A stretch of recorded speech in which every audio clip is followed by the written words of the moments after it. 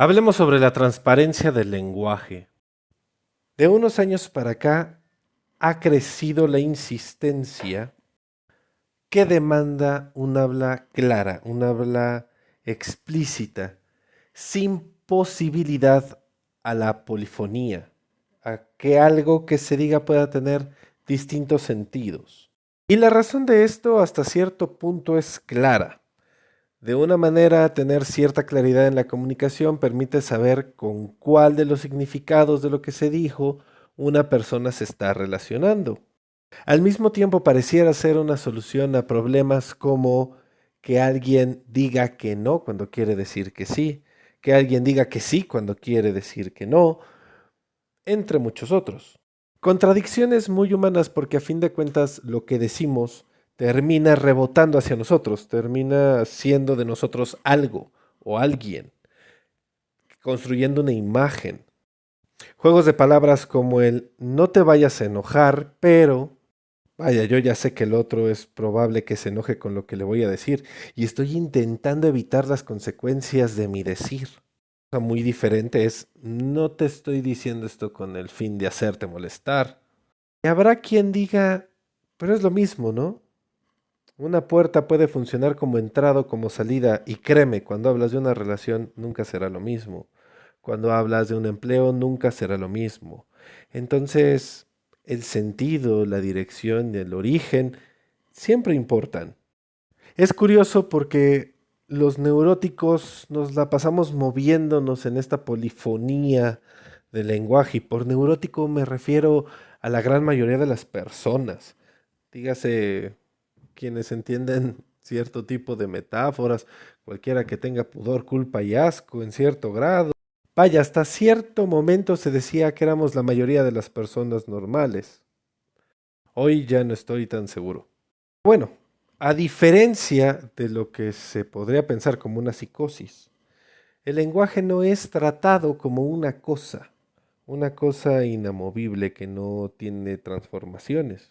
Y esto no quiere decir que los discursos psicóticos no tengan cierto grado de metáforas, pero suelen utilizar mayormente la metonimia. Oye, ¿de qué me estás hablando? Bueno, si tú le dices a una persona me vine hecha la raya, eso es una metáfora. Puede ser que una persona en psicosis no le entienda y te pregunte cómo es que te haces raya, porque hay cierta literalidad en eso que se está escuchando.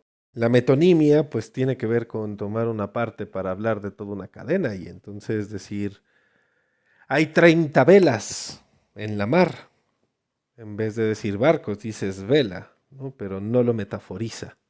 Pero regresando al punto, esta insistencia por la claridad del lenguaje pareciera que en vez de facilitar las relaciones, las ha complicado. Una por la eterna conflictiva de las indirectas, ya que una indirecta es una forma de decir sin decir, y por el otro, justamente por la imposibilidad de alcanzar a escuchar esas otras cosas que se dicen. Hay sujetos que utilizan estos juegos para desafanarse de la responsabilidad sobre lo dicho. Y esto es como cuando tienes un error. Bueno, fue solo un error. Sí, pero de que sea un error, no se sigue que no existan consecuencias y que no sea necesario responsabilizarse de ella. Como si fue un error ponerte condón. Va a tener consecuencias, que pueden durar varios años. Y entonces se vuelve muchísimo más conflictivo responsabilizarse de la propia palabra. Y al mismo tiempo es una forma de escape, porque si el otro no me lo dijo claro, quien es responsable es el otro. Entonces yo ya me lavo las manos de hacer un esfuerzo por comprender al otro, por acompañarle y construir este sentido colectivo que solo ocurre con otros. A fin de cuentas, así ocurren los chistes. Vienes hablando de una cosa y al final te das cuenta de que estabas hablando de otra. Existen formas de mentir diciendo la verdad. Y todo este tipo de maneras bien complicadas de relacionarse y evitar el lenguaje, en las cuales uno tiene que irse volviendo habilidoso. Por eso es que muchas ocasiones en un psicoanálisis no se te va a explicar lo que se te acaba de decir. Y esto es válido, sí y solo sí, lo que se te acaba de decir está radicalmente inscrito en lo que tú has dicho.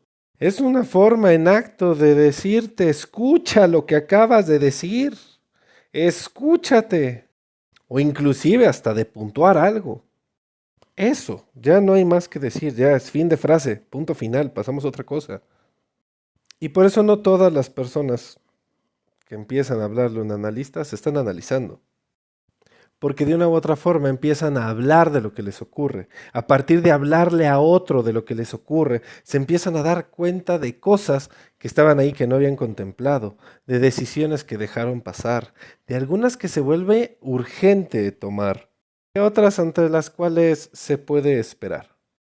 Por eso hay un primer momento de todo análisis que atraviesa por entender a detalle y profundidad qué es lo que ocurre con la persona y más aún cómo es que lo va relatando. Un análisis del discurso no es un análisis de la conducta, pero no la excluye, así como un análisis de la conducta no excluye la conducta discursiva. Lo que sí es claro es que ambos tipos de análisis, cuando se ejecutan, tienen efectos, y que mientras más en apego a la historia y situación del paciente con respecto de su contexto y sus lazos con otros esté la intervención, o sea, mientras más considere todas estas vías, mejores efectos va a tener. Y habrá intervenciones que lleven más o menos tiempo. Así como la comunicación es un malentendido y corregirlo es imposible, habrá otras intervenciones que sean imposibles. A fin de cuentas, no hay quien pueda decirlo todo. Decirlo todo es un imposible. Saludos.